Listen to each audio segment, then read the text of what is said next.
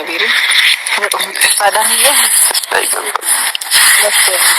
አመሰግናለሁ በጣም ምክንያቱም ብዙ ነገር አሳልፈን በጓደኝነት ይሄ ኬዝ ከመፈጠሩ በፊትም ብዙ ነገር ተፈጥሯል እናንተ ማልና ያንን ነገር አስበክ በርግጥ ይቅርታ ስለተቀበልከኝ እውነት ከልብ አመሰግናለሁ።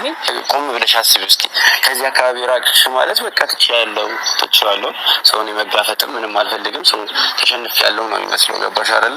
መንገድ ሰላም ይሁን የቀና መንገድ ያድርግልሽ አላቀም ፈጣሪ ነገር እንዳይፈጠር ነገሮች ተስተካክለው እኛ ባላሰብነው መንገድ ነገሮች ተስተካክለው ይችላሉና ሰላም ግቢልኝ በጣም ነው ማከብርሽ በጣም ነው ወድሽ ከፍቶኝ ራለው የሚለኝ ምክንያት ሆነልኝ ከላይ ዘመን ራሴ ዳኒ ለሩታ ይቅርታ አድርጎላታል።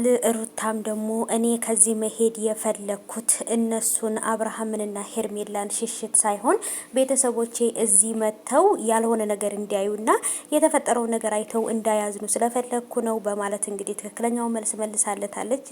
እናም ደግሞ ይቅርታ ስላደረገላት ያሳለፉትን ነገር ቆጥሮ ይቅርታ ስላደረገላት በጣም ደስ ብሏታል። ምክንያቱም እሱንና ሜሪን ማጣት አትፈልግም። ምክንያቱም በችግሯ ጊዜ አብሯት የሆኑት ጓደኞቿ እህት ወንድሞቿ ናቸውና ማጣት አትፈልግም እና ደግሞ ይቅርታ መጠየቅን ትልቅነቷን ነው የሚያሳየው እንጂ ሌላ ነገር አይደለም። አንዳንድ ጊዜ ይቅርታ መጠየቅ የትንሽነት ምልክት የሚመስላችሁ ሰዎች አላችሁ። ትንሽነት አይደለም፣ በጣም ትልቅ ልጅ እንደሆነች ነው ማወቅ የምችለውና ደስ ብሎኛል እኔ